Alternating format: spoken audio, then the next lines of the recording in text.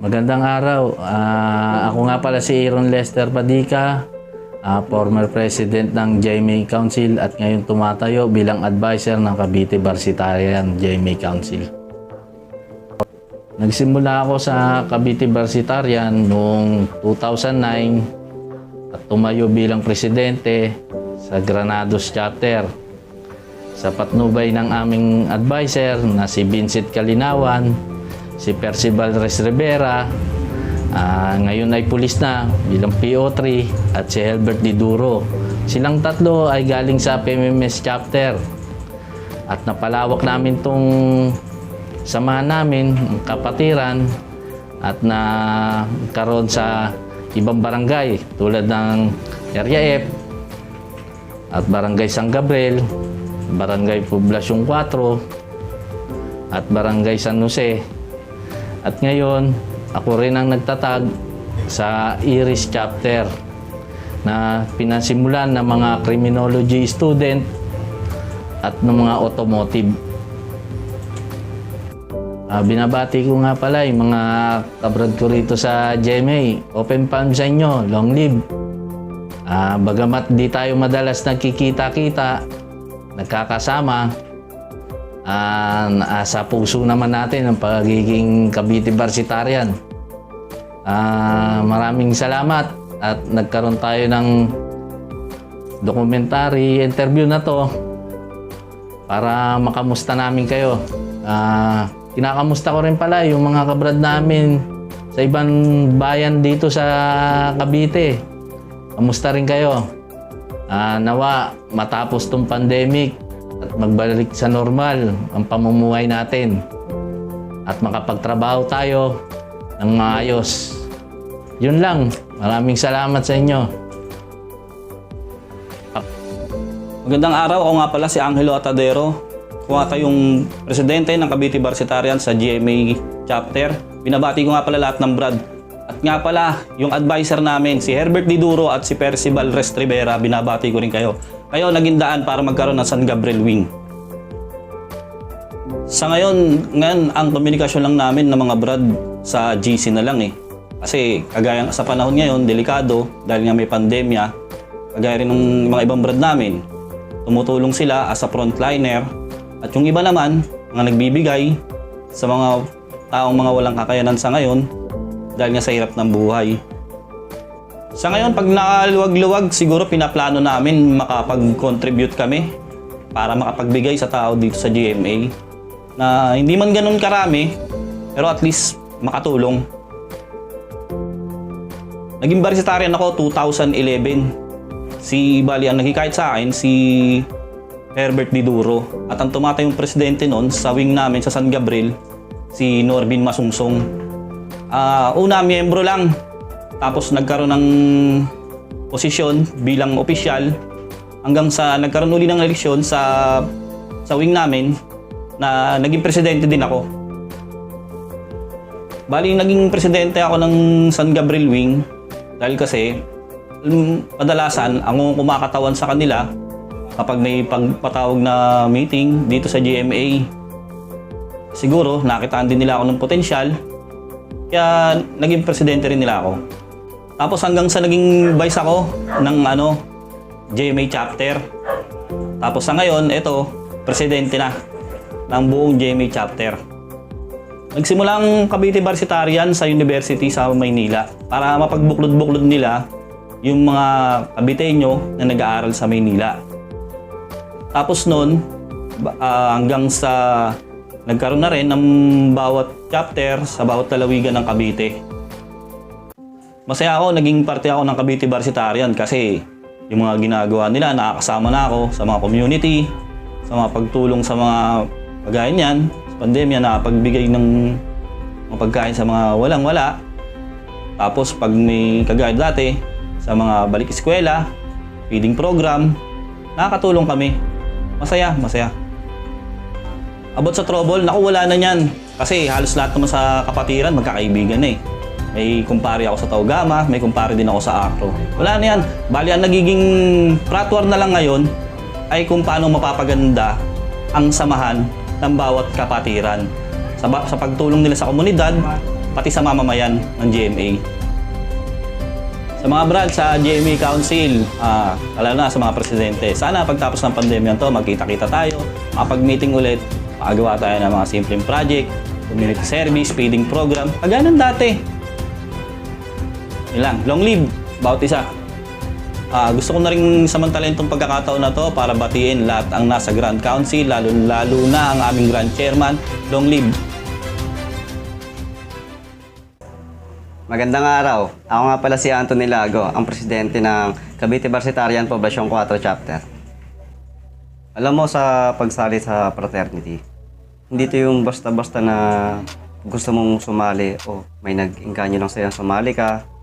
Dito ganun na pag sinabi na, uy, sali ka sa amin sa fraternity, na gusto mo agad sumali. Dapat, pag sumali ka sa fraternity, buo yung vision mo, buo yung loob mo sa pagsali mo. Kasi sa fraternity, hindi ka dito agad makakuha ng magandang benefits. Hindi ito agad kagaya na parang iniisip mo na pag napaaway o napatrouble ka, may agad-agad tutulong sa iyong kabrad mo. Hindi ganun ng fraternity. Kasi ang fraternity talaga is tumutulong sa community, inaalagaan ng community. Ay nang nagiging priority nila. Sa totoo lang, ang pagiging fratman hindi rin madali. Hindi rin madaling isabuhay kasi magkakaroon ka ng obligasyon. Kumbaga, sa bahay nyo hindi ka nagtatrabaho, hindi ka kumikilos. Pagdating sa fraternity, ibang gawain mo.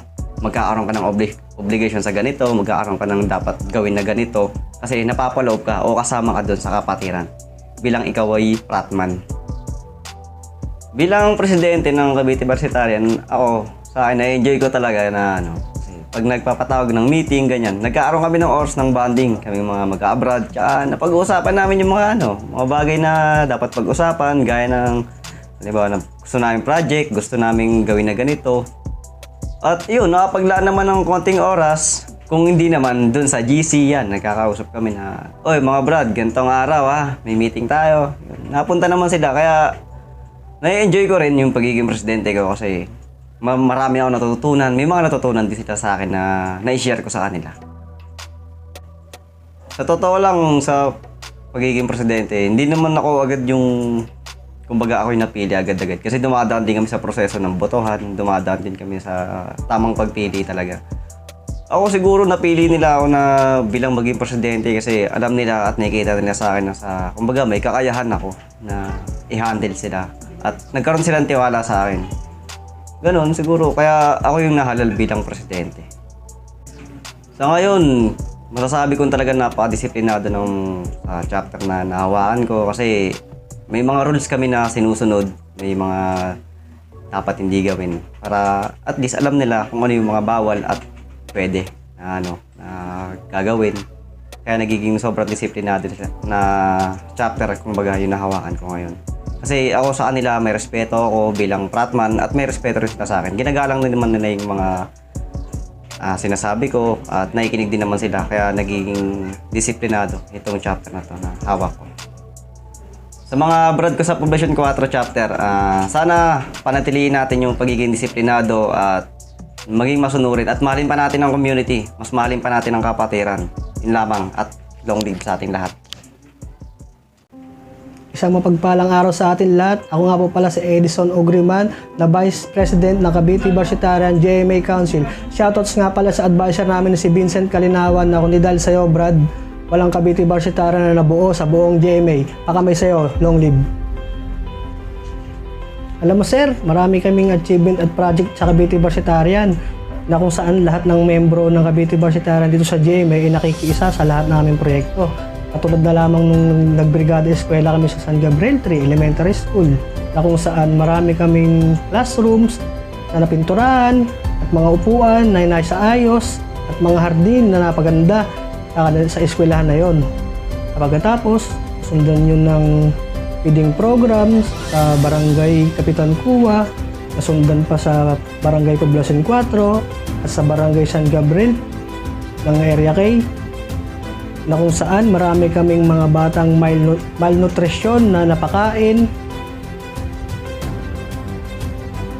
Pagkatapos, nasundan pa yun ng Handog Tsinelas, yung pinakamalaki naming event na nagawa namin sa Barangay Kapitan Kuwa, na marami kaming batang nabigyan ng tsinelas. Halos 300 ata yung nabigyan namin doon ng mga bata, na kung saan makikita mo sa mga bata na masaya sila dahil nakatanggap sila ng sinelas sa amin. At laking siyempre, masaya rin kami dahil nakapagbigay kami sa mga bata. Kasi ayun naman ang goal ng isang Batman katulad namin na magbigay ng saya at tulong sa pamayanan. Sundan pa yun sir ng Clean and Green sa barangay pa rin ng Barangay Kapitan Kuwa, kung saan marami kaming kanal na nalinis at mga damo na natanggal sa kapaligiran ng Barangay Kapitan Kuwa.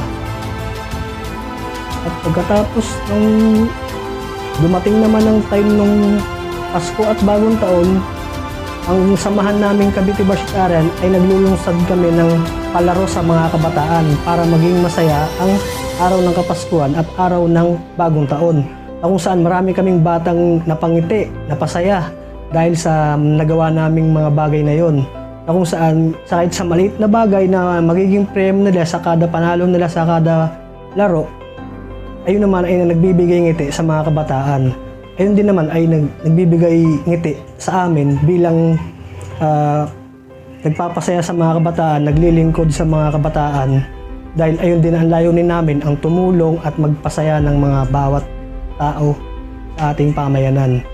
At yung huli naming project nitong nagkaroon ng pandemya, itong COVID, ang mga kapatid namin sa Pablisyon 4, mga brad namin dyan, namigay po sila ng relief goods sa mga ikahos, sa mga hindi kayang makabili dahil meron hong pandemya.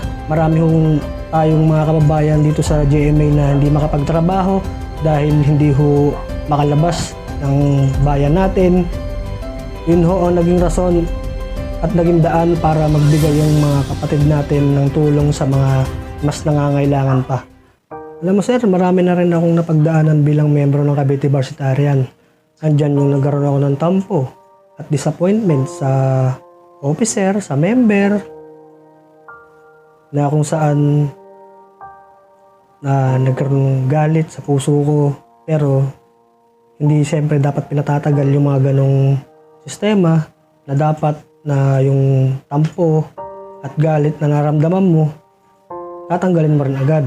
Dahil ang kapatiran, kung mahal mo talaga yung kapatiran na sinalihan mo, hindi ka magkakaganon. Kasi ako, hanggang ngayon, proud ako na membro ako ng Cavite Varsitarian. Kaya yung mga tampo, parang dalian lang sa puso ko yun. Normal naman kasi yun eh. Kasi tayo nga sa pamilya natin, nagkakaroon tayong tampo sa nanay natin, sa mga kapatid natin, sa mga pinsan natin. Eh kami pa kayang magkakabrad lang sa kapatiran. Kaya normal lang siguro yung nagkakaroon ng tampo. Pero proud pa rin talaga ako na miyembro ako ng Cavite Varsitarian hanggang ngayon. Alam mo sir, masaya ako na naging miyembro ako ng kapatiran. Kasi mas nakilala kami, mas nakuha ko yung respeto namin, hindi lang ako, lahat ng miyembro ko. Sa pagiging miyembro ng Cavite Varsitarian, naipakita namin sa komunidad ng GMA kung ano ang kakayanan ng Cavite Varsitarian. Nandyan yung humahanga sila sa amin, na sila pa mismo yung nagsasabi yung mga nanay na, i-membro nyo yung anak ko. Gusto ko membro sa niyan kasi marami kayong natutulungan ng mga tao, kabataan. Ibig sabihin, dun pa lang, nakaka-proud at nakakataba ng puso pag nakakarinig ka ng ganong salita sa tao. Na mismong nanay, mismo ang nagtutulak sa anak niya na magpamembro sa kapatiran namin dahil sa ganda at kabutihan na ginagawa namin sa pamayanan. Yung respeto lang mahirap na kunin sa tao yun. Kaya nakaka-proud talaga bilang Cavite Varsitarian, masayang-masaya ako na hanggang ngayon marami pa ring brad na sumusuporta kahit na nagkaroon na sila ng asawa o nasa ibang lugar na sila nakatira. Andiyan pa rin, lagi sila nakasupport sa amin sa mga proyekto namin, na nakasubaybay pa rin sila, na nagbibigay tulong pa rin hanggang ngayon, na hindi nagsasawa na tumulong ng tumulong sa pamayanan. Isa lang naman sir ang pangarap ko para sa kapatiran namin Cavite Varsitarian. yun ay ang mas marami pa kaming tao na matulungan na mas higit pa na nangangailangan kaysa sa amin. At syempre, mas marami pa kaming project na dumating at mapatupad sa kada taon. At syempre, makilala rin ang aming kapatiran bilang magandang halimbawa o ehemplo sa pamayanan. At syempre, pangarap ko din na mas lumawak pa ang samahan ng Cavite Varsitarian sa buong Cavite. Yun, salamat nga pala sa suportang tunay sa mga member, sa mga officer ng buong GMA Council. Salamat sa inyo. Shoutouts nga din pala sa mga brad natin dyan sa Taiwan. Mga brad dyan, salamat sa inyo. Miss ko na kayong lahat. See you soon. Long live. Pakamay sa inyong lahat. Gandang araw mga brad and sis. Ako si Silka Allen De Leon, sekretary ng Cavite Varsitarian GMA Council. Alam mo sir, bilang miyembro ng Cavite Varsitarian, marami akong natutunan sa buhay. Halimbawa na lang nung makatulong kami sa mga kabataan, sobrang saya nun sa pakiramdam ko. Kasi sa edad kong to, nakatulong na agad ako sa ibang tao, sa mga nangangailangan. Isa na rin is yung masaya kasi hindi lang pagbibigay sa ibang tao yung meron din kami para sa sarili namin, sa kapatiran namin. Masaya. Marami kaming bonding na nagawa. Katulad na lang ng Christmas party, ganon. Masaya. Tapos masaya din na habang tumatagal, nakikilala kami sa lugar namin. Nakikilala kami hindi dahil sa away, kundi dahil sa nakakatulong kami sa pagko-community service, sa mga simpleng pagwawalis lang sa kalsada. Masaya na yun na yung tingin sa amin ng tao is mabuti yung layunin namin. Yung unang sinabi ko sa nanay ko na sumali ako sa frat, nagalit talaga yun. Na ba't daw ako sumali sa fraternity, bakit daw sali-sali pa ako sa ganyan, gulo lang yung idudulot niya, masama lang yung idudulot niyan. Pero pinagmalaki ko sa kanya na dahil dito sa fraternity na to, mapupunta ako sa tamang landas, hindi sa maling landas. Ayun, hanggang sa tumagal, nakita niya yung mga achievements namin, nakita niya kung paano kami nakatulong sa ibang tao, na paano nagiging maayos yung ugali ko sa bahay, paano ako nakatulong, paano ako tumino, ganun. Parang mas dahil dito sa fraternity na to, mas napaayos yung buhay ko, yung pag-ugali ko. Malaking tulong sa akin to. Doon, mas lalo nilang naintindihan na okay naman pala na kasali sa fraternity anak ko, na hindi naman pala bad influence yung ganun. Doon, naintindihan nila na naging okay na rin sa kanila na okay pala na isang frat member, hindi puro gulo lang yung hanap. Para sa mga namumuno, mas nakakataas sa akin. Maraming salamat kasi tinanggap niyo yung katulad ko na wala namang kaya pagmalaki na para masali dito. Malaking tulong sa akin yung pagtanggap niyo sa akin. Tsaka sa mga ibang members dyan, sana maging solid pa tayo, na magkaisa tayo. Tsaka tulong-tulong tayo sa mga project na gagawin pa natin.